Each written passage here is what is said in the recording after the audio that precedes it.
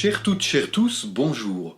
Dans de précédentes courtes capsules vidéo, nous avons vu que les organismes de gestion de la monnaie de paiement deviendront à l'avenir des services publics de la société civile. Oui, des services publics gérés par la société civile, c'est-à-dire par ceux et celles que nous appelons les civiliens. Ces services publics seront de moins en moins gérés par l'État. Pour saisir de quoi il s'agit, je vous renvoie vers les rencontres civiliennes numéro 1 et numéro 2 sur le site web civilien.info.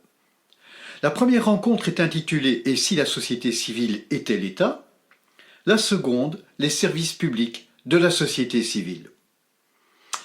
Nous avons également vu dans une précédente courte capsule vidéo qu'à l'avenir, l'argent des déposants ne sera plus utilisé par les organismes monétaires pour leur propre financement, car cet argent déposé fera l'objet d'écritures comptables dans une comptabilité tout à fait séparée de celle de ces organismes. Les comptes étant séparés, ces organismes monétaires ne pourront notamment plus prêter l'argent des déposants et se rémunérer grâce aux intérêts portant sur ces prêts. Nous nous sommes alors demandé comment de tels organismes seraient financés. Prenons toutefois tout d'abord le temps, dans la séquence qui va suivre, de comprendre qu'il est non seulement possible, mais même nécessaire de créer un système monétaire avec des prêts sans intérêt, aussi ahurissant que cette notion puisse de prime abord paraître. De quoi s'agit-il ? À quoi correspond-il l'intérêt? Est-ce qu'en lui-même, il est réellement dans l'économie? C'est-à-dire que, est-ce qu'il correspond à une création de valeur? Une création de valeur, c'est par exemple quand un menuisier fait une table, quand un chimiste produit un nouveau produit, hein, quand, quand un commerçant vend les articles qu'il vend dans sa boutique, on a à chaque fois des créations de valeur. C'est-à-dire que l'activité du commerçant, de l'ébéniste, du chimiste, du docteur, etc., toutes ces activités ajoutent une valeur qui ensuite suit son propre chemin dans l'économie. Avec la notion d'intérêt, c'est-à-dire que si par exemple je prête de l'argent à quelqu'un et que je lui dis bon ben voilà, on va fixer un taux d'intérêt de 3%, qu'est-ce que j'ai fait avec ça? Est-ce que j'ai créé une valeur?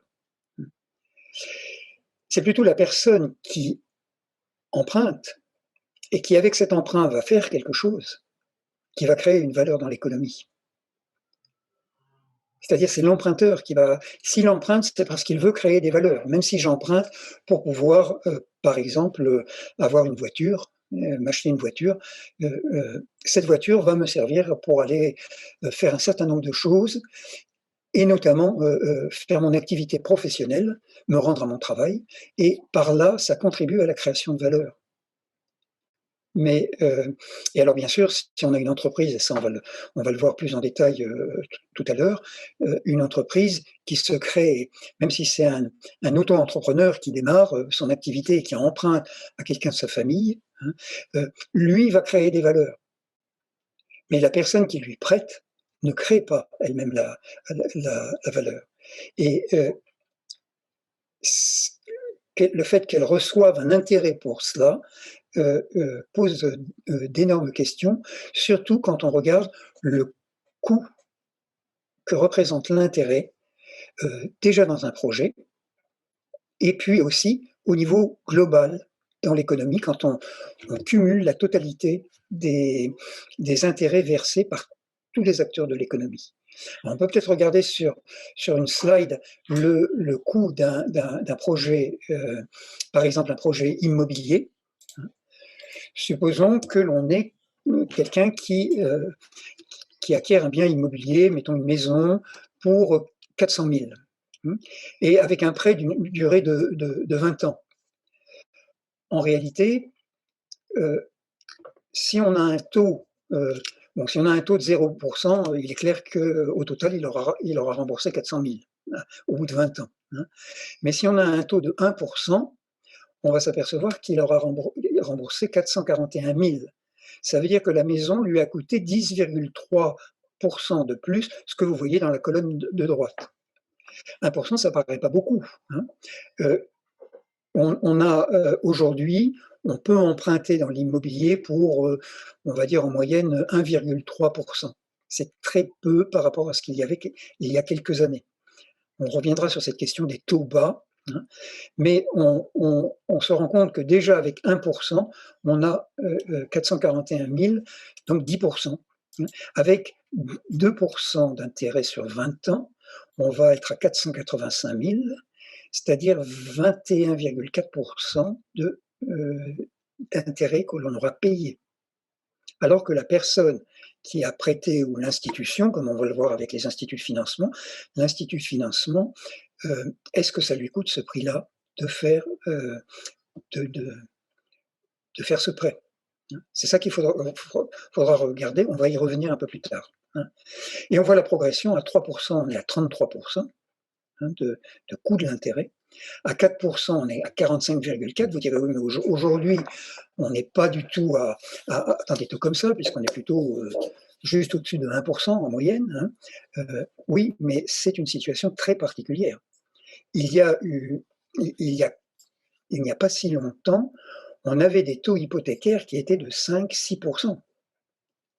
Et même, à une certaine époque, on est allé à des taux d'intérêt qui allaient, dans les années 80, à 16, 17, 18%. C'est le cas notamment, par exemple, de ce qui s'est passé pour les pays d'Afrique et d'autres pays, pays en développement, hein. Mais c'est surtout en Afrique que la situation a été le plus loin, avec des taux qui dépassaient quelquefois les 18%. Ce qui amène, par exemple, que pour 400 000 euros, on aurait sur 20 ans 370,3% de paiement des intérêts. C'est-à-dire qu'on aura payé 3,7 fois le montant emprunté. Il faut se rendre compte, là on voit, disons, quand on atteint de tels taux, on voit à quel point l'intérêt coûte extrêmement cher à l'économie. Et je dis à la totalité de l'économie, parce que si vous regardez ce que une personne qui emprunte, disons, à 1,3%, elle va payer à peu près 13% à peu près d'intérêt. Mais ça veut dire qu'elle doit obtenir, de par son travail, 13% en plus de ce que lui coûte la maison. Ça veut dire que, en définitive, dans son salaire sera inclus cette somme, ce montant de 13%. On n'a peut-être pas fait ce rapprochement, mais tout intérêt que nous payons se répercute sur la masse salariale globale de l'économie ou sur les revenus des indépendants, mais ça veut dire que la facturation des prestations d'un indépendant doit forcément inclure ce montant des intérêts. Et alors si maintenant on commence à consolider, à amalgamer la totalité, faire la somme des intérêts qui sont payés, on se rend compte que soi-même on paye des intérêts, mais l'entreprise dans laquelle on travaille emprunte et elle paye des intérêts également, et l'entreprise qui lui fournit les fournitures dont elle a besoin va aussi payer des intérêts, etc., etc. Et si on fait le total, alors un économiste, Helmut Kreutz, un économiste allemand, avait fait ça, lui était arrivé à un total astronomique, disant que dans le prix d'un objet vendu dans un magasin, il y avait un peu plus de 40% qui servaient à payer les intérêts. C'est tout simplement phénoménal. Ça me semble peut-être un petit peu gonflé comme chiffre, mais Marguerite Kennedy, qui a beaucoup travaillé sur cette question aussi, elle est arrivée à un montant de 30-33%, qui me semble plus proche de la réalité. Donc ça veut dire que dans tout ce que nous achetons, il y a à environ 30% qui sert à rémunérer des personnes qui prêtent pour spéculer. Au fond, c'est ça qu'il faut dire. C'est-à-dire que nous alimentons dans l'économie réelle, une grande part de l'économie réelle est évacuée vers l'économie financiarisée, hein, vers l'économie virtuelle, c'est-à-dire on peut appeler économie virtuelle une économie on l'appelle comme ça, hein, et qui consiste à faire travailler l'argent pour lui-même au lieu que ce soit l'activité humaine qui génère les valeurs. Ou alors qui pompe une partie de ce qui est généré comme valeur dans l'économie, qui en pompe une grande partie pour l'amener dans cette sphère financière où l'argent se multiplie par lui-même. Tout à l'heure, tu expliquais que celui qui prête de l'argent, ce n'est pas lui qui crée de la valeur, mais c'est celui qui emprunte l'argent et qui produit quelque chose grâce à l'argent emprunté. Je me souviens d'avoir vu il y a quelques années déjà un documentaire qui décrivait une situation en Inde où une personne, dans certaines régions, il était courant de faire des prêts qui pouvaient aller jusqu'à 50% d'intérêt. Et les personnes qui faisaient ces prêts le justifiaient en disant mais c'est grâce à moi que de la valeur est créée économiquement. C'était le raisonnement, le concept tout à fait inverse en fait. Lui prétendait que c'était grâce à lui que des valeurs sont créées économiquement. Quand on suit les phénomènes comme tu viens de le faire ici, on voit que l'intérêt en fait rend tous les produits et services plus chers. Non seulement il n'est pas créateur de valeur, mais il enchérit les choses. Donc c'est pas lui qui fabrique la table, en d'autres termes, ou qui produit la bouteille de lait, mais il va contribuer à les rendre plus chères. Dans ce sens, donc, il ne produit pas des valeurs. Et pourtant, dans notre conception habituelle, avec de l'argent, on fait de l'argent, donc on produit, croit-on, des valeurs économiques en prêtant de l'argent. Donc là déjà, on est déjà tout à fait hors système de pensée habituel, si je puis dire. Oui. Si je comprends bien ton raisonnement. Tout à fait, et ça correspond exactement ce raisonnement que tu décris correspond c'est le même que fait celui qui investit en capital dans une entreprise. Il dit sans moi, l'entreprise ne pourrait pas exister, donc c'est moi qui suis à l'origine de la création de la valeur. Et on a vu, dans les émissions où on a parlé du capital, on a vu à quel point cette vision-là non seulement a été faussée, mais elle fausse l'économie aussi. Donc, une fois qu'on a vu ce coût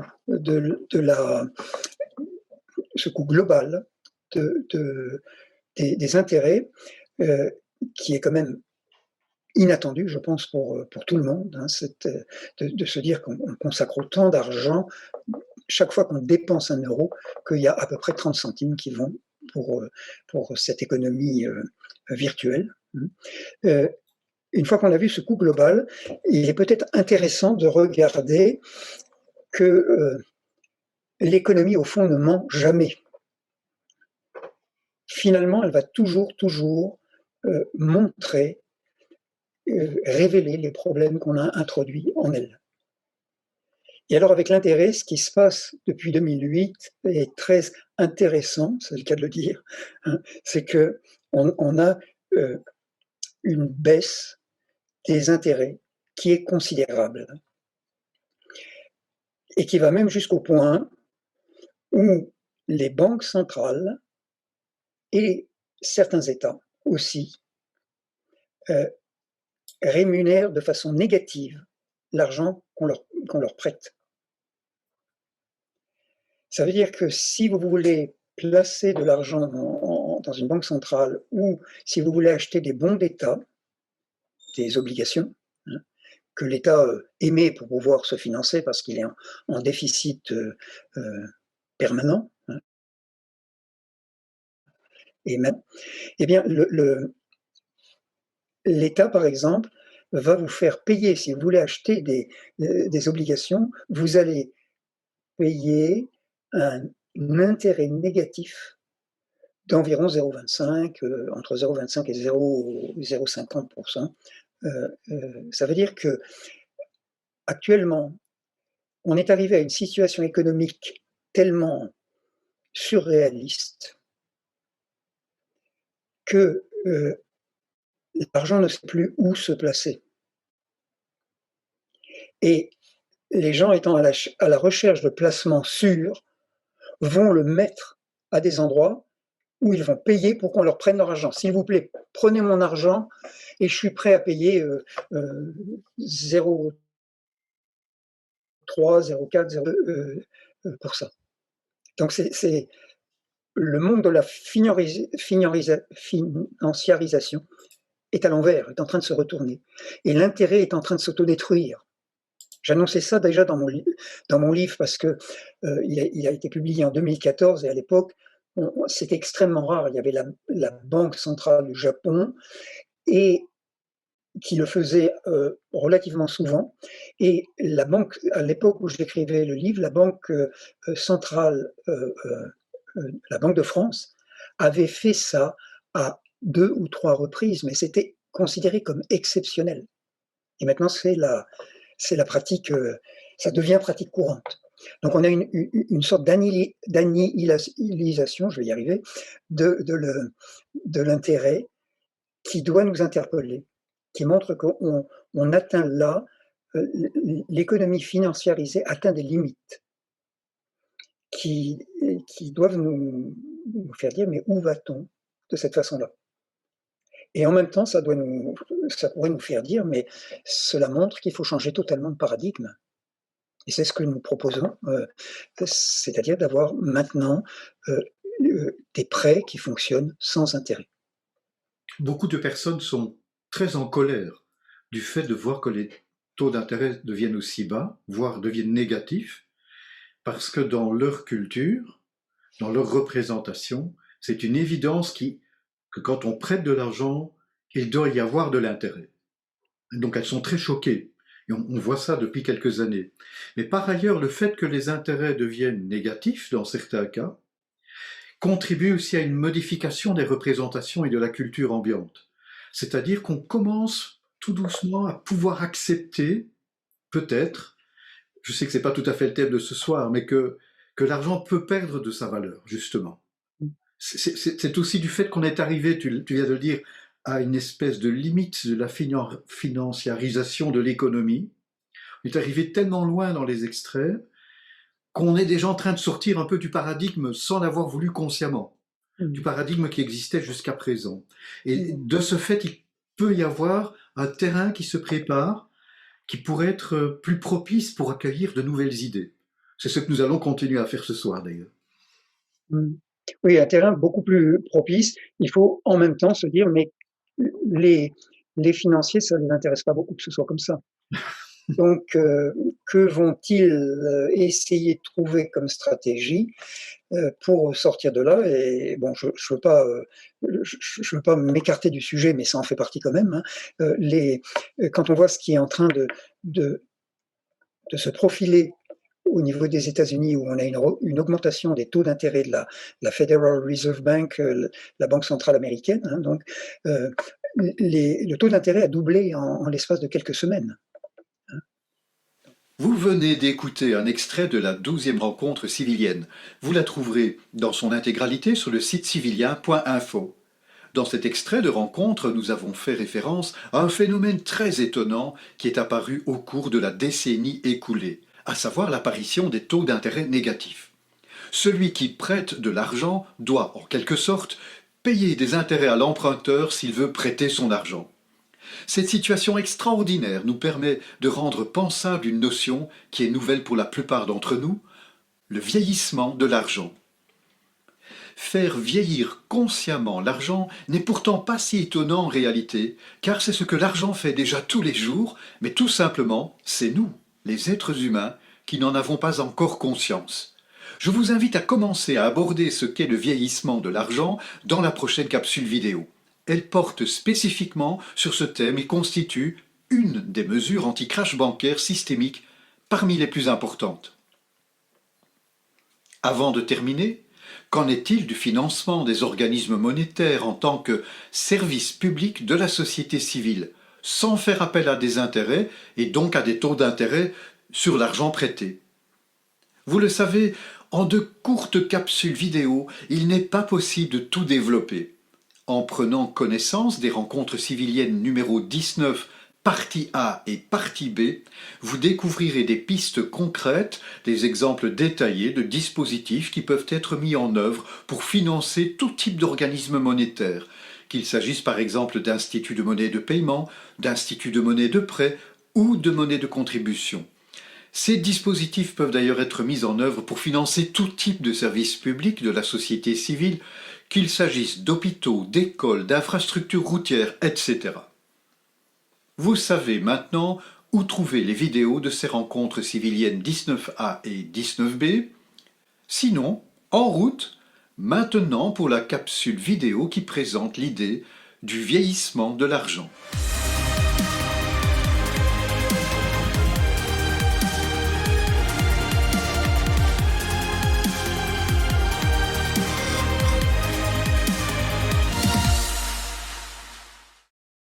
Les concepts clés relatifs à la monnaie et à l'argent, ainsi que des propositions de dispositifs opérationnels possibles, sont présentés sur le site www.civilia.info au cours des rencontres civiliennes numéro 10, 11, 12, 13 et 14. Vous pourrez approfondir encore en prenant connaissance dans le livre Dépolluer l'économie, tome 1, Révolution dans la monnaie, qui existe aussi en langue anglaise.